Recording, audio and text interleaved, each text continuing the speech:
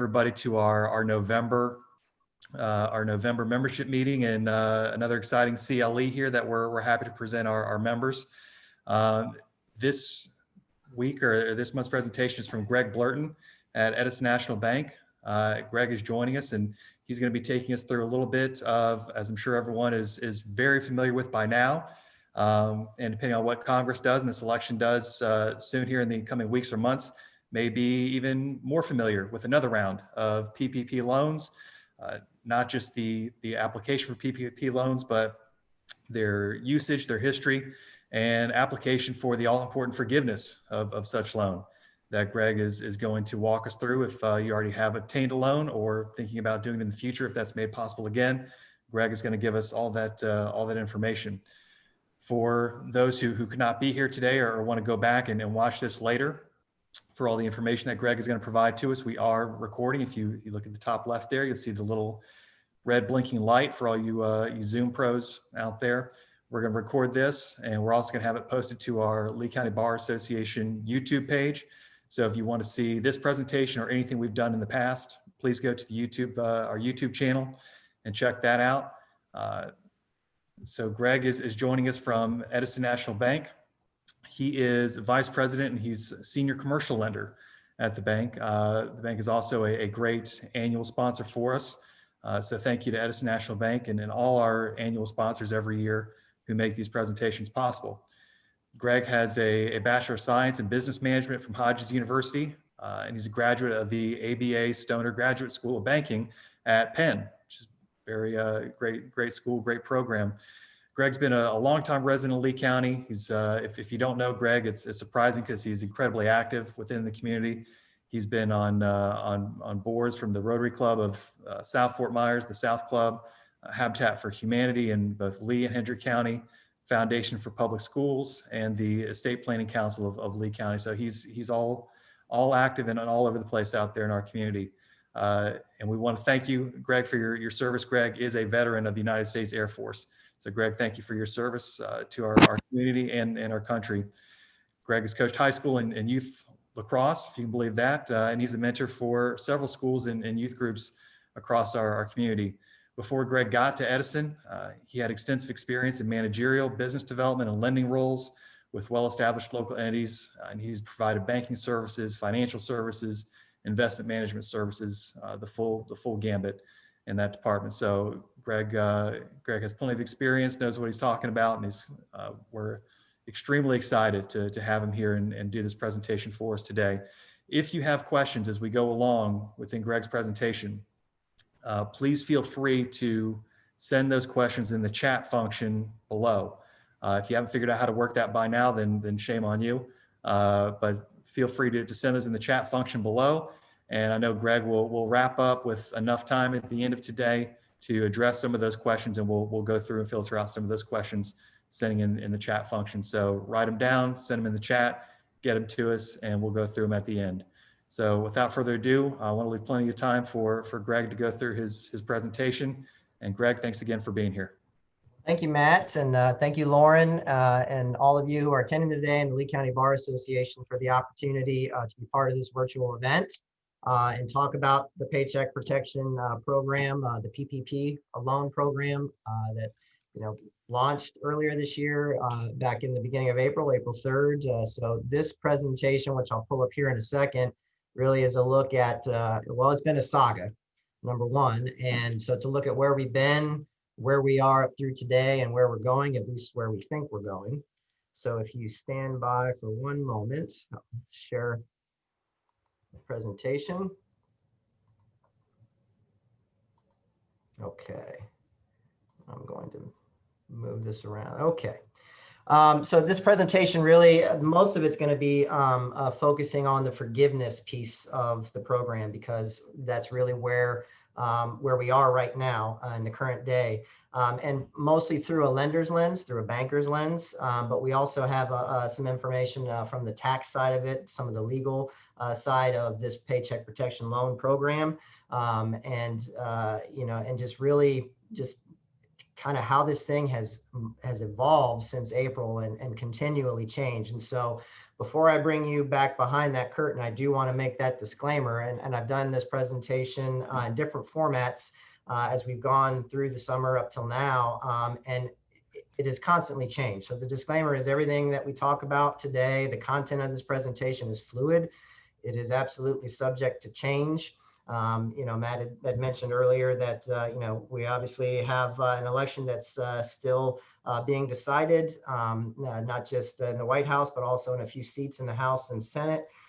There is current legislation that has just been sitting in limbo for a long time that's kind of just waiting to see what happens. So there could be more wholesale changes to this. And as Matt mentioned, there could even be a round 3 of PPP funding, and what that may look like is to be determined, but we'll talk a little bit about that. So as I set that context about how much this has changed and, and how it's just been kind of a ever evolving program, I want to just really try and sum up the PPP loan program in a nutshell. And I hope this video doesn't buffer or lag too much, but well, I hope you enjoy it. Some people like to climb mountains. I like to build planes in the air. I grew up wanting to be on a plane, wanting to be up this high. Sometimes the temperature on the altitude will go 60 below. It's crisp, it's refreshing. You never know what you're going to come across up there. Maybe dollars. Owls. These people back here, that's why I come to work. That's why I build airplanes in the sky. We're not just building a plane here. We're building a dream. I love this job. I do a lot of bad stuff here. When I look over there and I see that little kid, I look in his eyes. Well, I hope you were able to see that. Basically, this program, I haven't seen a video or any way to describe the program better than building an airplane while in the air. It really has, it's a perfect analogy for it. So again, this program launched on April 3rd, and the first round of funding literally lasted just about 2 weeks and was exhausted. Round 2 of funding came out that originally ended on June 30th, and they extended it out through August 8th. So again, we're really going to pick up this presentation of around the summer when the forgiveness piece of this program really started to come into the fold.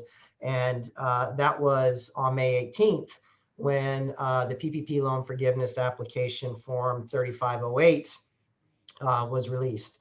And for those of you who are attending and had applied for a loan, there was some work to be done, but it was a 2-page application. You submitted your payroll documentation that substantiated your 2.5 times average monthly payroll, which determined your loan amount, and it was submitted and approved and closed.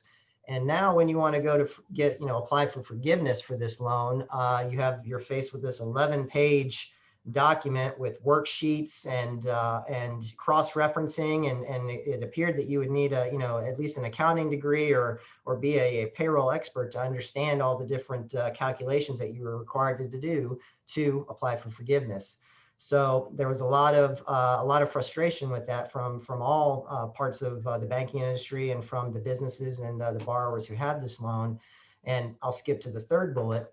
So on June 16th, the SBA launched their application form 3508EZ, which was essentially 2 pages, didn't require the worksheets and the calculations that you had to provide as part of the original application, so long as you were able to check positive on one of three situations. One, if you were self-employed or an independent contractor, or if you were a regular business, multiple employees, small business to large business, that overall you did not reduce your overall employees or their salaries or wages by more than 25%.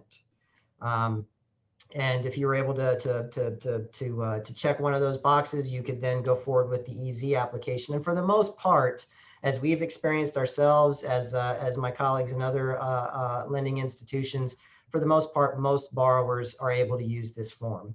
And if they're not, then it's the 3508 11-page form that you have to use. So even with those forgiveness applications becoming available as early as May 18th, and then again on June 16th, there was nowhere to send them. The SBA was not accepting them in any format or any way. And we'll get to it in a little bit later in the presentation about their online portal that is now active and has been active, but there was nowhere for anyone to send them. So, so a lot of lenders, us included, were just, telling our customers, our borrowers, just, you can start getting everything prepared. We can work together to get things started, but we really have nowhere to send this until they open up their online portal. So as this is happening and as this is going through, there were, continual guidance that was being released. To date, there's been over 25 interim final rules, or IFRs. That's basically where we go to get all of the guidance, all the guidelines, the regulations, the rules, if you will, of this program. So there was constant updates and new rules being released, new guidance being released. And then on June 5th, the Paycheck Protection Program Flexibility Act, or Flex Act, was passed, which made wholesale changes to the program. So if you think about that, prior to June 5th, if you got a PPP loan, you were under an 8-week covered period. So basically you had 8 weeks of time of which you were spending your Paycheck Protection Loan program loan funds. That then was extended to 24 weeks with the Flex Act. You had a 2-year maturity, and most loans still have that 2-year maturity because the bulk of PPP loans were done before June 5th. Now there was an option of that going out to 5 years. And if you did get a PPP loan after June 5th, your maturity is 5 years. It also extended the deferral period, the time where you did not have to pay principal and interest on any balance that's on your PPP loan. And we're going to talk a little bit more about that in a few slides. So wholesale changes to the loan program, and all of us, you as customers, as borrowers, us as bankers, all of our colleagues in the accounting and legal industries, just having to adapt as we go. Thankfully, the SBA and Treasury have released several iterations of frequently asked questions. For the application process, there's over 52 answered questions. They have also now have loan forgiveness frequently asked questions available as well. And your lender, your bank is a good resource to get that information, to have those conversations. The SBA's website, the Treasury's website are all great resources for all the IFRs, all the FAQs, the applications. And of course, you always have your bank, your lender to go to as well too, as a really good first stop for you. So no new applications were accepted after August 8th. That's when the program officially ended. The funds the program was over at that point. So April 3rd to August 8th, and a tremendous amount of change, a tremendous amount of loans that were done. And so this slide really speaks to the work that was done over that time period. Over 5,400 lenders approved 5.2 million loans for a total of $525 billion. And that left a little over 130 billion left in the pot in the program, which is still sitting out there as part of this legislation for a potential round 3 of PPP loans. And that legislation, as we understand it, it's not concrete. There's not a lot of detail to it, but we do understand that it's going to be a little more restrictive. It's going to I think there's going to be a little bit more focus on businesses that are still reeling from the pandemic. There's a tremendous amount of industries that still are, restaurants, retail, et cetera. So there was money left in the pot that may be coming again as we get through this election and as we get into the remainder, what's left of this year, and maybe even into 2021. But specifically to Southwest Florida, FGCU's Regional Economic Research Institute, they were issuing their issue briefs over the summer, and their one that they released, the 2020-02, Southwest Florida received just under 25,000 PPP loans, with a total amount ranging between 1.6 billion and 2.8 billion. And why is that range is the data that was being referenced and used for this issue brief was based off the information that the SBA and Treasury released over the summer. They released every single PPP loan of $150,000 or less. They released data on those. It was not very specific information, and then they also released information on loans over 150,000, business names, a range of what the loan amount could have been. So that's what that range reflects. The lower number is the lowest amount that was approved, and then the higher number is the highest amount that could have been approved. Overall, in Southwest Florida, almost 90% of those PPP loans were 150,000 or less. Specifically for us at Edison National Bank, ours was about 76, 77%. And if you talk, most of the lenders, bankers, or colleagues here in Southwest Florida probably are in between those two numbers.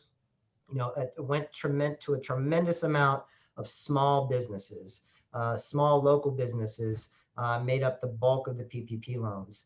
And Lee County specifically, as this presentation is Lee County Bar Association, accounted for 52% of those loans in the 5-county area, just under 13,000 loans total, between 843 million and 1.5 billion in loans total in Lee County. So again, where we have been up through today, on August 10th is when the SBA launched their online portal. So if you're a lender, a bank that is part of the PPP loan program, you received access to this online portal. It launched on the 10th. And although there was a few minor bugs in the beginning, it's a pretty robust system. It's pretty easy to navigate. It's pretty easy to use. There's a lot of different dashboards that they provide to the lender so they can track the process of the loans they've submitted. There's a direct communication piece in it. It's been pretty impressive and pretty easy to use so far. Even though that it did launch on the 10th, there wasn't a whole lot of activity happening as far as loans getting submitted at that time because we were still waiting to see what that legislation was going to do, which I mentioned on the second bullet point. Bipartisan Paycheck Protection Small Business Forgiveness Act, which is still sitting out there. And in general, it would automatically forgive any PPP loan of 150,000 or less. And the borrower would just have to attest, initial, and sign that they utilize the funds as per the act states, on payroll, eligible payroll, and non-payroll costs, and then their loan would be automatically forgiven.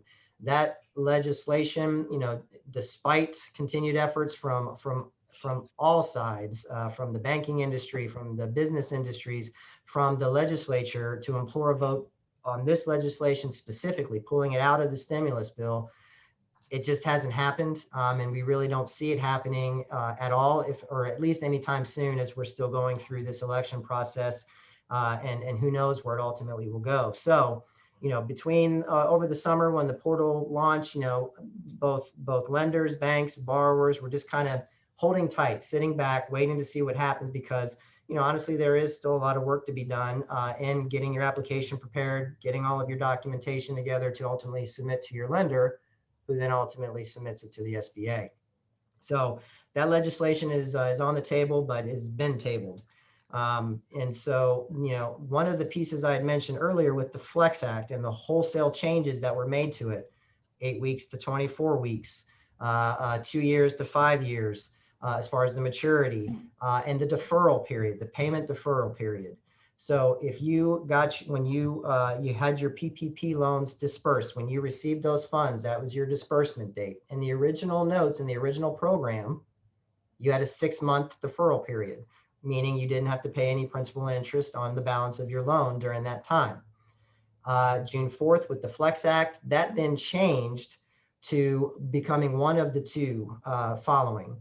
When the SBA remits their decision on your forgiveness, so if you submit your forgiveness application and the SBA renders their decision to be approved in full, partially approved, or denied, if there's any remaining balance left over, that's when that's when you start paying principal and interest on any balance that may be remaining, or up to 10 months after your covered period ends.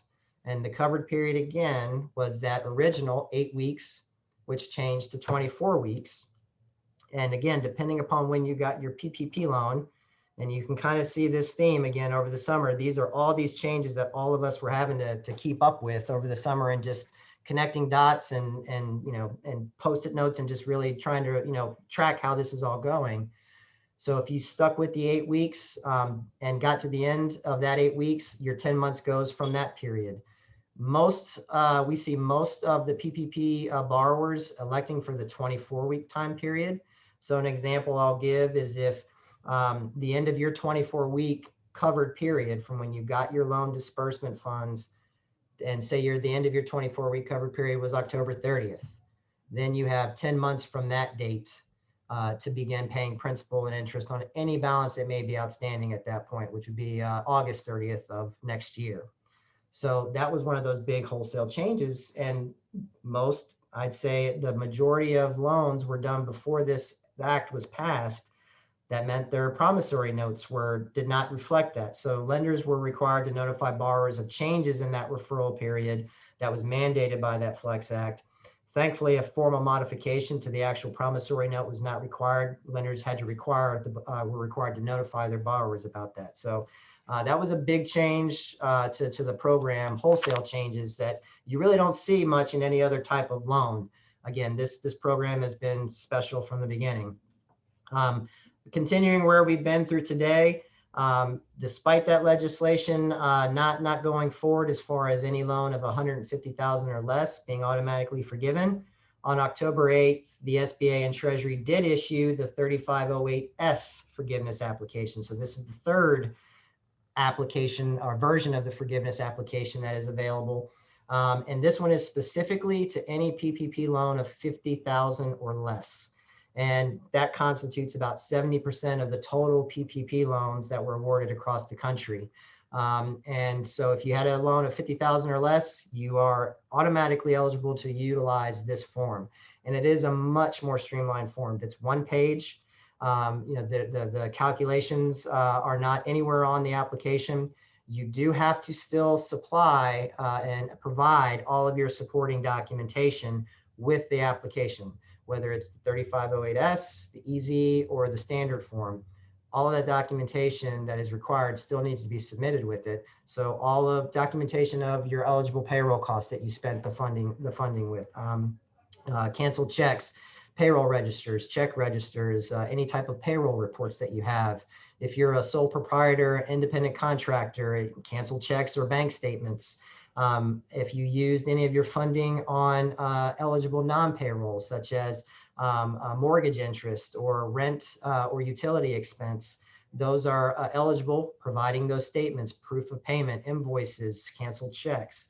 So all of that documentation needs to be submitted with your application, whichever one you're submitting, to your lender for them to review, to then ultimately send to the SBA. So one big piece that is surprising some borrowers and it really has been frustrating banks and lenders is the EIDL advance. A lot of you attending, a lot of businesses in Southwest Florida, a lot of businesses across the US applied for the Economic Injury Disaster Loan or EIDL directly with the SBA. This was a loan that borrowers applied for directly with the SBA. The SBA reviewed and approved or denied those loans, and ultimately the funding came directly from the SBA. PPP loans, the funding came directly from the bank that you applied with and who approved your loan with the SBA. This funding came directly from the government. So as part of that program, you were automatically enrolled to receive an EIDL advance. Originally, it was $10,000. You got this $10,000 grant. That funding went almost literally overnight. So then they changed it to be up to $10,000, and they would basically give you a grant of $1,000 per employee that you have in your business with a cap of $10,000. So, thousands of businesses, millions of businesses actually applied for this loan and got this advance. Well, the SBA views that as a double dipping. It's a grant that you do not have to repay. Your PPP loan, hopefully, will be forgiven in full, that you won't have to repay. So they will deduct that advance amount from the forgiveness amount they remit back to the bank. So again, the PPP loan, the bank the bank lent the money. It was the banks that lended the money, that when the loan is forgiven in full, the SBA remits payment from those funds, the CARES Act funding, back to the bank to pay off the loan. The idle loan came direct from the government. So they are going to deduct that advance from whatever amount they remit to the bank. And that could be anywhere from $1,000 up to $10,000. So as we understand it, there's more than 1 million businesses across the US who are beginning to realize that their idle advance is going to be deducted. Hopefully, this was part of the guidance as it was released over the summer. And we communicated with our customers that this was either going to be possible or was going to be a requirement. So, we recommended, just keep that in mind and maybe hold back the amount of your idle advance in your bank account just in case. And sure enough, the SBA is going forward with doing that. There is back and forth on, from the banking industry, from the business industries, some legislators who are trying to get that waived. But again, that's a potential update that could be coming, in the next few days or months. So as we go, though, both the SBA and lenders are encouraging borrowers to submit their applications. We're encouraging our customers to submit their applications. We're ready to review and submit these applications to the SBA. The SBA is receiving them and they're taking their review process and doing it. So I know that's the biggest question that we have gotten. Can I go ahead and submit my loan application, or should I just keep waiting? We are recommending that you submit your forgiveness application. We don't know what the legislation is going to come to pass, as we get through this election and through the end of the year. We have the applications that are out there. We know what documentation you're supposed to send to us.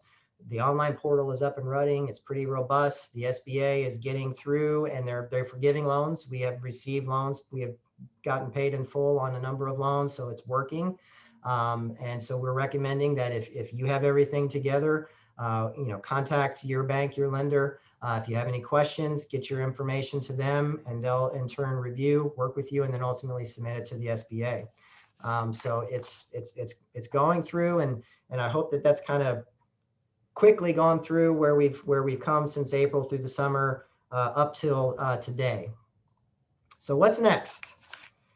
Well, your guess is as good as mine, and that's obviously just humor, but again, there's potentially around 3 PPP funds coming. Those that received PPP loan once, will you be eligible to receive around 3? Don't know for sure. There's language, and as we understand it, that again, if you meet certain criteria, you can. There's been changes as recently as yesterday for different pieces that are requirements that are coming forward for certain PPP loans, loan sizes. So I say this, and I have this as to be humorous, but really, again, it's continuing to evolve even today. So I use our friend Ted Logan here from Bill and Ted's Excellent Adventure, i.e. Keanu Reeves, to help make that point. And just giving you the context and history that, again, everything that we've talked about today is fluid and can change.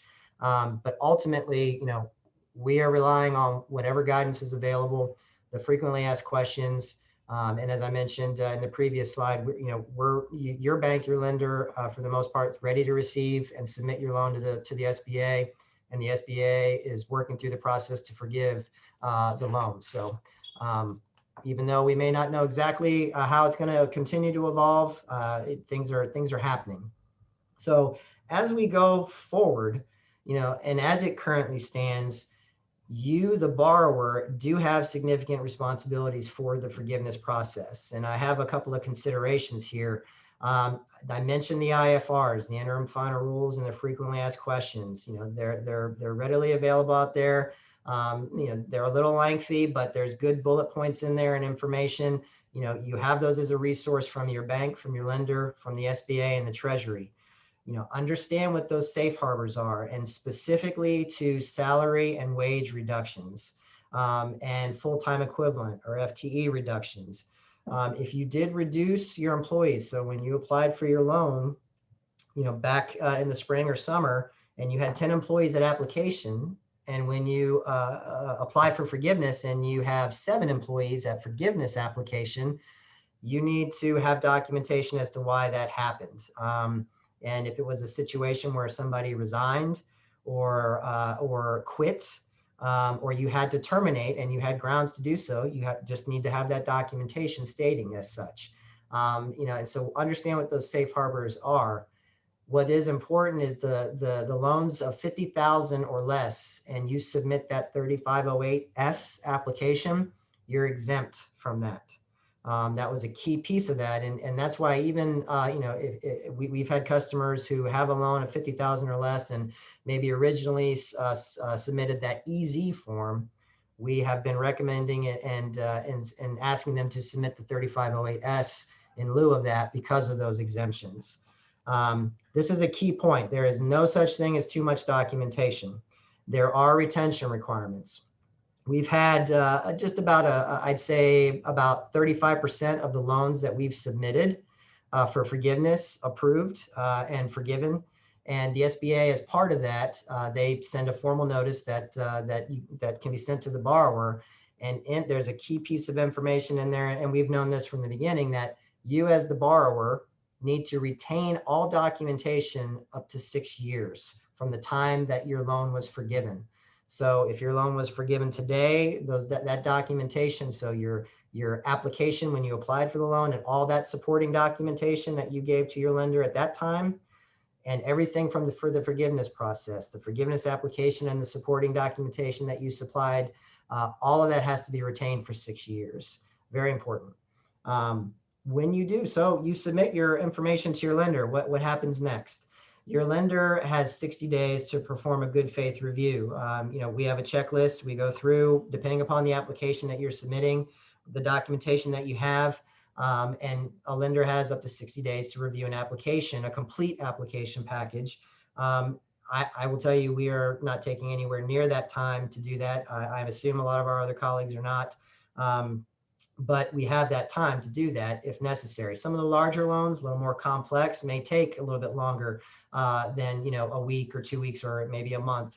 But the SBA, once they receive an application package, they have 90 days to review and ultimately grant their decision, whether it's going to be approved in full, partially approved, or denied altogether. So they have their 90-day window of time. It's important to note that as of September 29th, so we're going back a month, the SBA at that time had received almost 96,000 forgiveness applications for loan forgiveness, which was about 2% or so of the total PPP loans at the end of September, so a month and a week ago. None had been approved at that point. The SBA still hasn't released any data, at least to the time of this presentation anyway, of how many loans they have approved as far as a number of loans and then total loan amount. They haven't released that information yet. From our perspective, and as we've been submitting loans, we haven't been able to discern a particular trend as to what loans are being approved faster or any rhyme or reason for it. I guess if there is any trend, what we have noticed is some of the smaller loans of 150,000 or less, and especially the 50,000 or less, are moving through a little quicker. We have noticed this week in particular, things are moving a lot faster all around. The quickest loan, once we submitted to the SBA, the quickest that we've received their decision of full forgiveness was about 3 days. That said, we do have some of our larger loans that are coming up, getting close to their 90-day period. And what we are seeing in that respect is, and we're going to talk about this, I think, in the next slide or in the coming slides, is the SBA is reviewing any loan over $2 million. It's automatic review of the loan if it's over $2 million, although they reserve the right to review any loan. And they have asked for a few of our loans to be reviewed, and those as we submit all of the documentation in that process. So, and we're going to talk about the loan review process in a minute. So although it started slowly and it has changed continually and it continues to evolve, loans are being submitted and forgiven as we speak, which is a good thing. Just yesterday, a federal judge ordered the Small Business Administration, the SBA, to release all information about the names, addresses, and precise loan amounts for all PPP loan recipients and EIDL loan recipients. So We're not sure if the SBA is going to appeal this, but they have to release this information by the 19th, so Thursday, November 19th. I mentioned earlier that the SBA released information over the summer that was less specific and just regarding loans totaling 150,000 or higher. They gave the names and addresses of the business and it provided a range for the loan totals. Smaller loans, it released the exact loan amount, but not the identity of the borrower. Well, now with this, because there was PPP data sought by 2 news organizations, the SBA has been ordered to release all that information. So that could come as soon as Thursday, November 19th, and that just happened yesterday. So more to come on that. So going forward, what about taxes? And full disclosure, I'm not an accountant, I'm a banker.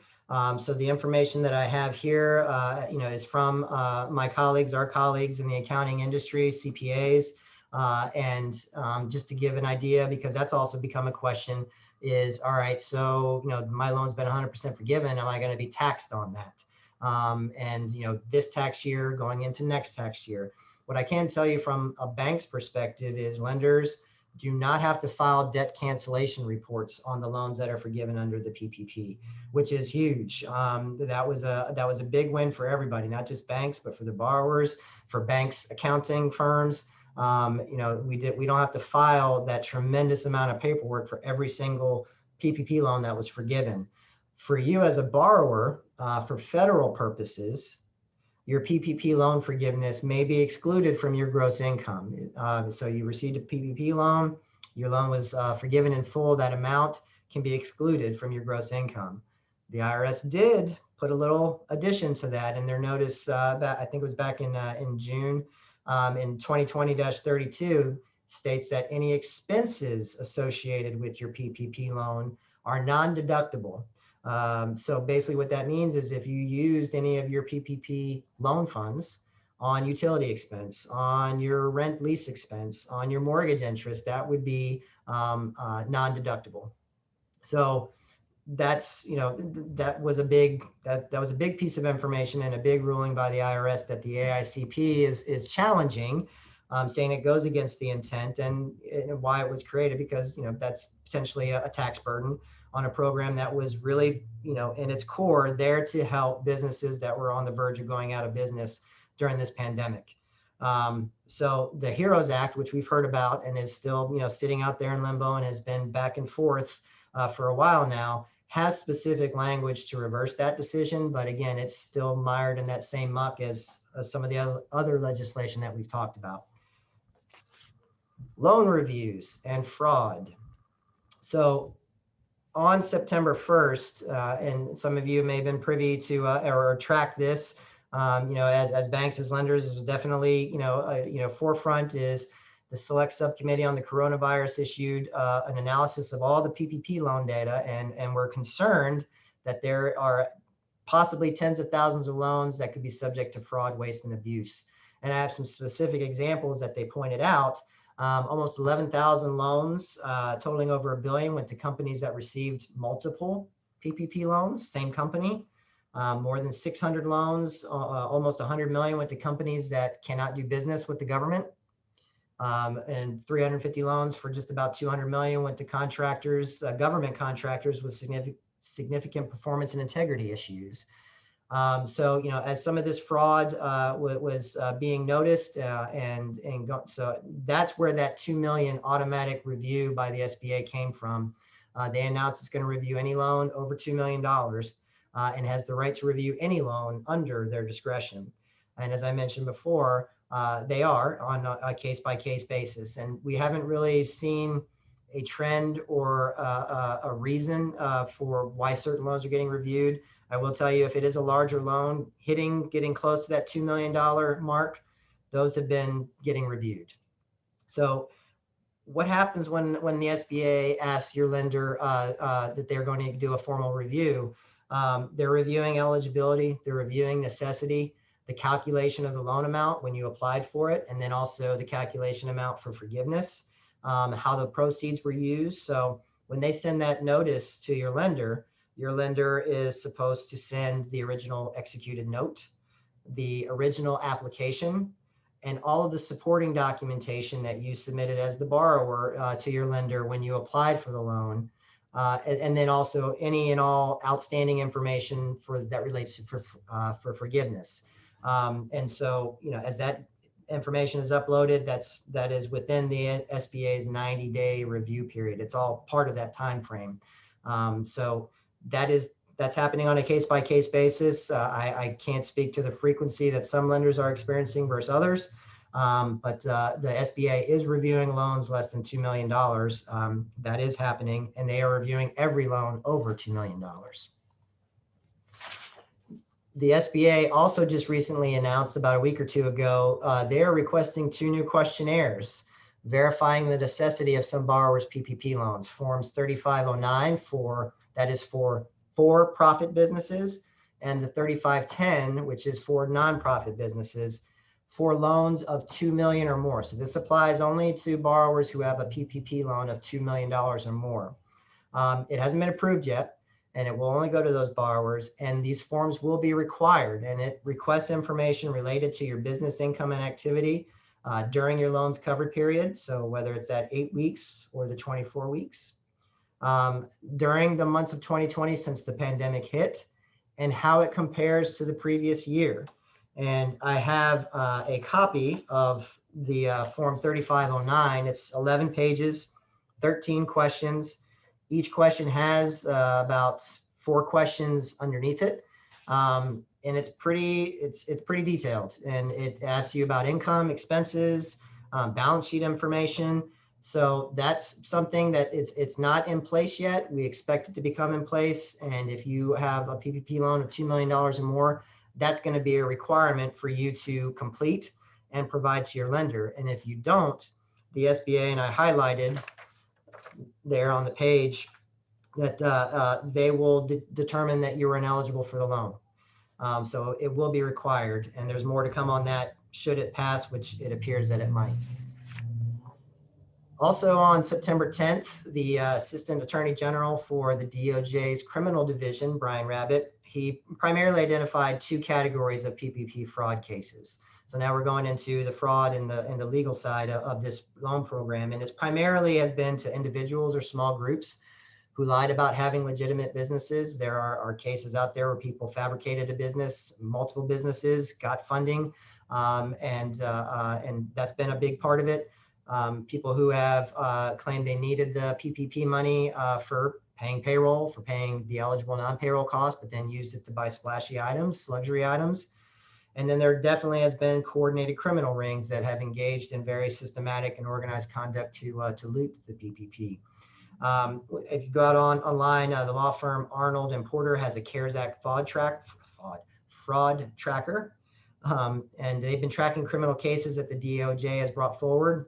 The latest that I looked, there was almost 100 cases out there, ranging from as little as $10,000, the EIDL advance amount that we talked about earlier, all the way up to 24 million. And if you remember, the cap on the PPP loans, 10 million. So again, multiple, people, individuals or groups applying for multiple PPP loans under fraudulent business or existing business and getting multiple loans up to 24 million.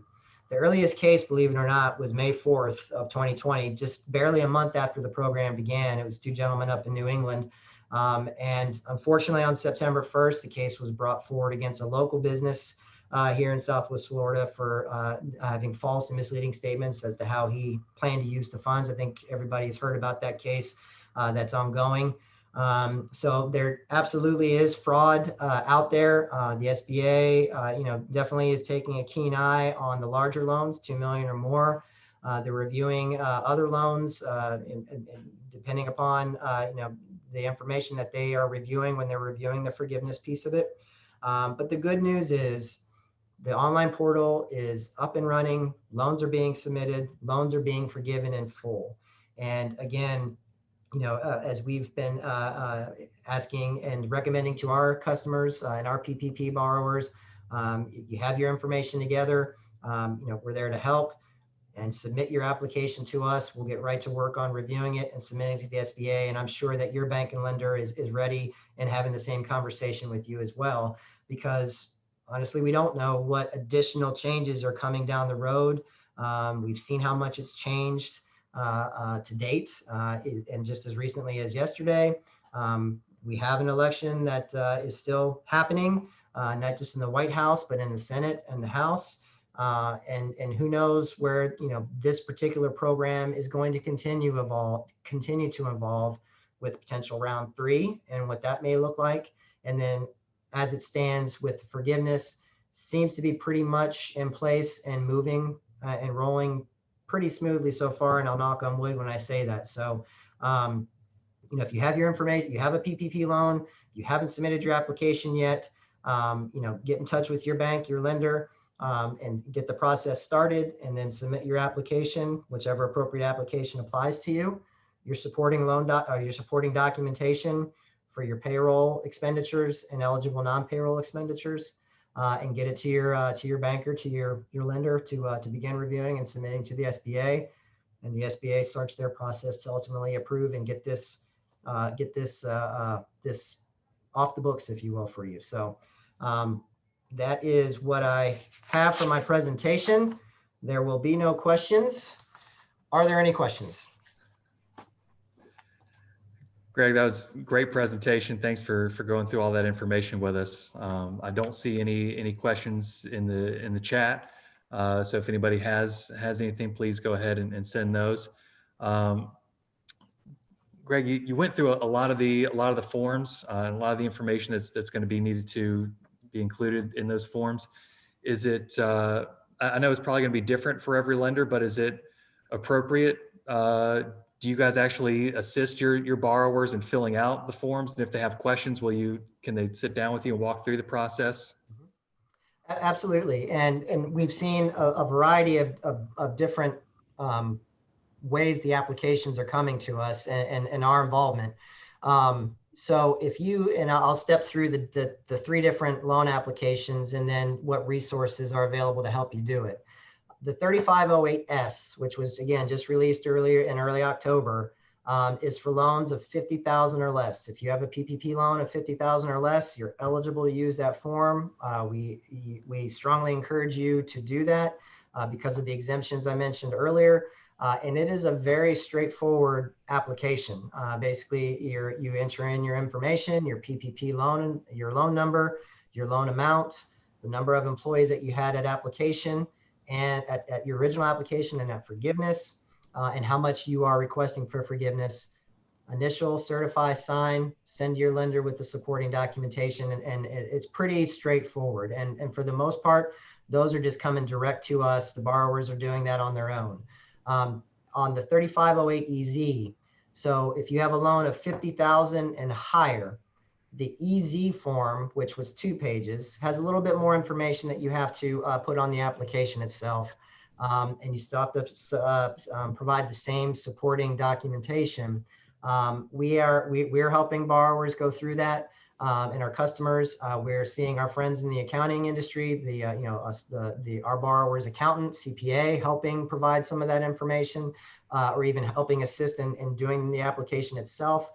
We're seeing that around as well. So you've got a tremendous amount of resources available to you. You're not alone in doing this. Your bank, your lender is a good resource. Your accountant, CPA, if you haven't engaged them or asked questions. And again, the SBA and the Treasury's website has a ton of information that's out there that they have, for the most part, tried to keep as simple as possible in their frequently asked questions. So if you have a loan over $50,000 or more, and you're able to check one of those 3 boxes on that application, you're a sole proprietor or an independent contractor, you're automatically eligible to use the EZ form. If you are a business that is a S Corp, partnership, or any other entity of any kind, and you are able to prove that you didn't have a reduction in force of greater than 25% or more, or if you did, you can document sufficiently why, you can use the EZ form.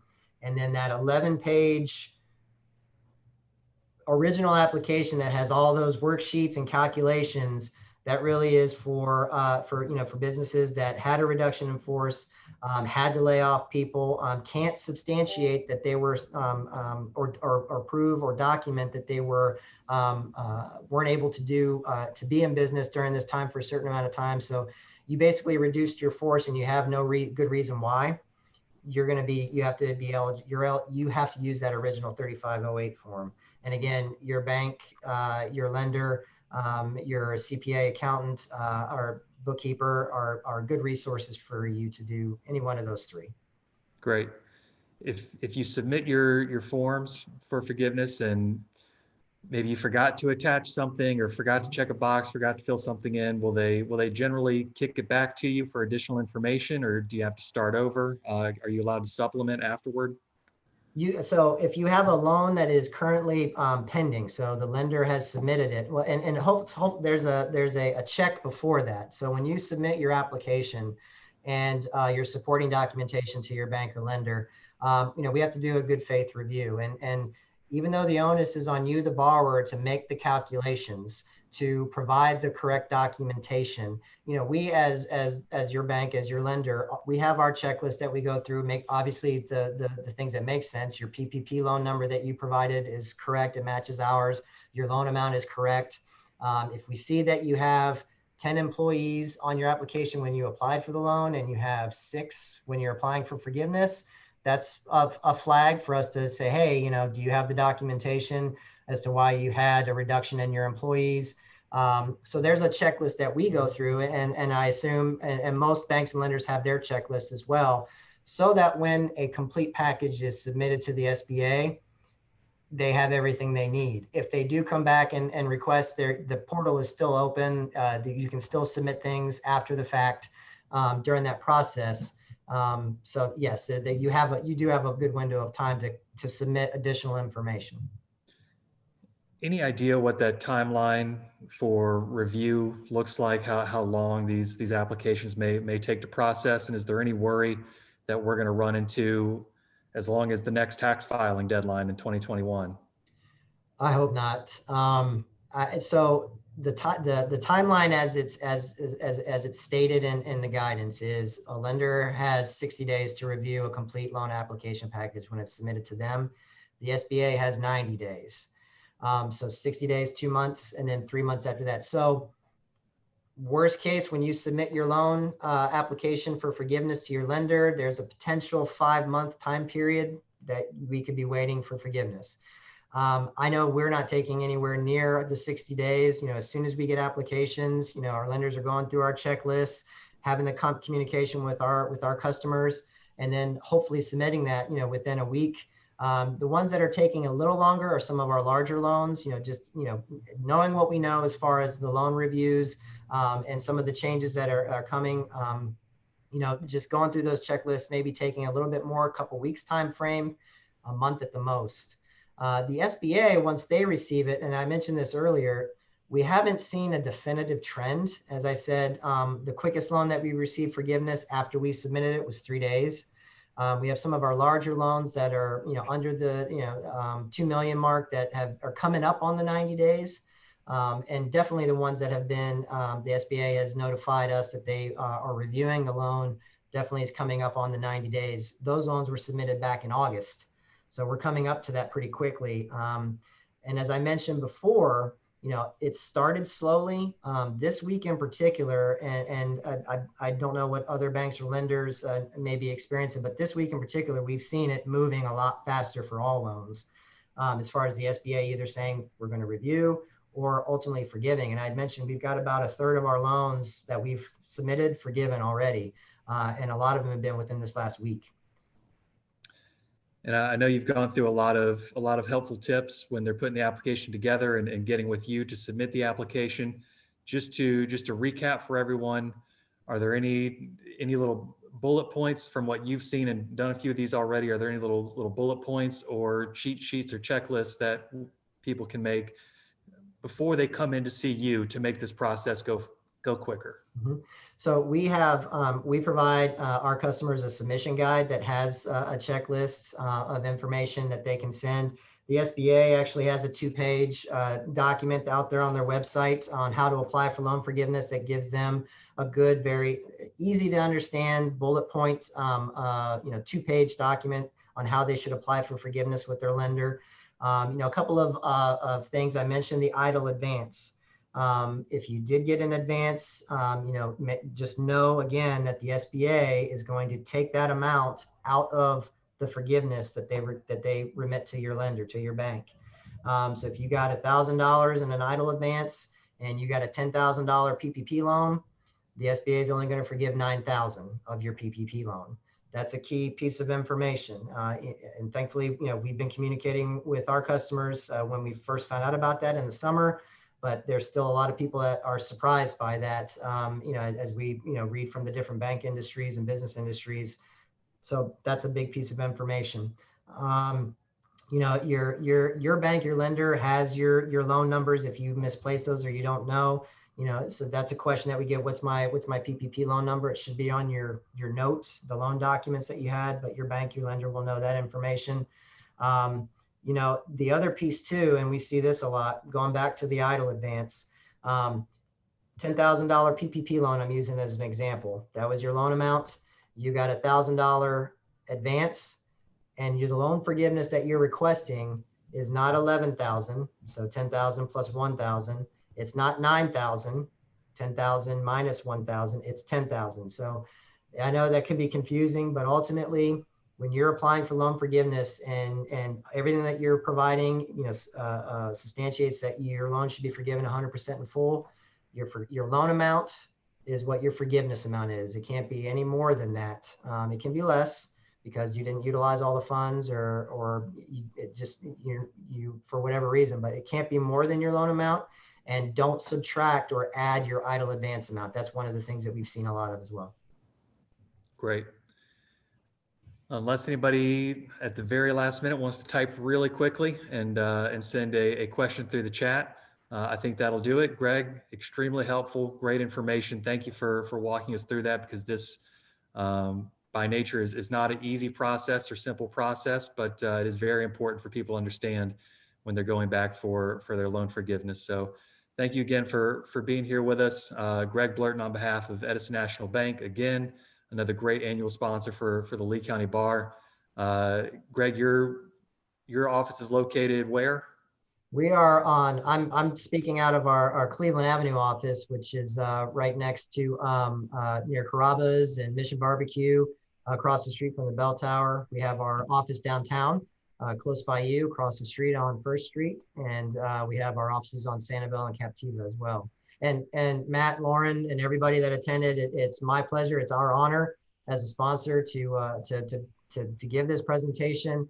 And after the fact, if there was any questions that you weren't able to ask during this time, send Lauren an email and we're happy to answer it. And again, your bank, your lender, they have these answers as well too. So, we're all in this together, and it's my pleasure. And everybody have a great weekend. And some of you I won't see before Thanksgiving, so happy Thanksgiving. Well, thanks so much, Greg. And if anybody needs to go back to review anything that was presented here today, again, it's going to be on our YouTube channel. Go find the video once it's uploaded there, and submit any questions to Lauren or myself or Greg. Greg's always available for questions. So thank you again. Thank you for everybody for joining us. Have a wonderful Friday afternoon, a wonderful Florida, Georgia, or Georgia, Florida weekend, however you want to, whichever side you fall on. And we'll see you all next time.